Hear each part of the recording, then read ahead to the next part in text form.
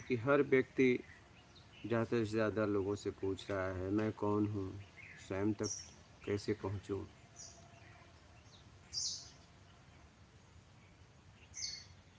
लेकिन देखना है कि हम कभी न कभी तो स्वयं में थे। ऐसा कोई समय तो होगा मैं स्वयं में था, मैं कौन हूँ मुझे पता था।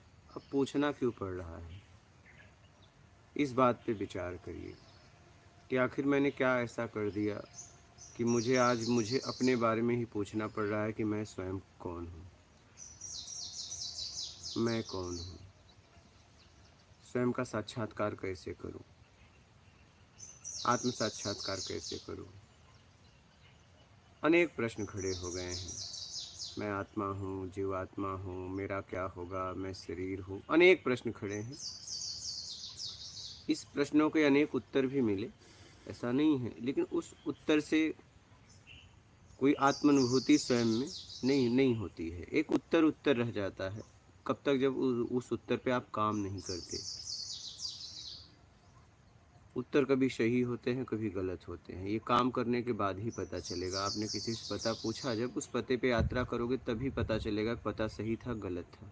बिना यात्रा किए नहीं पता चलेगा। अगर पता चलेगा दूसरे के द्वारा तो एक संशय होगा। अब स्वयं से मैं अलग कैसे हुआ, अलगाव कहाँ से पैदा हुआ? तो ज़्यादातर देखेंगे कि हमने लेने में अपने आप को भ्रष्ट कर दिया। सीधी सीधी बात है, एकदम सिंपल और सीधी साफ सुथरी बात है। लेने में बस अपनी इच्छाओं की पूर्ति, कामनाओं की पूर्ति के लिए मैंने हर लोगों को अपना बनाता चला गया, बस लेने में। हाँ, देना तो मेरे जीवन में एक नाटक था। क्या?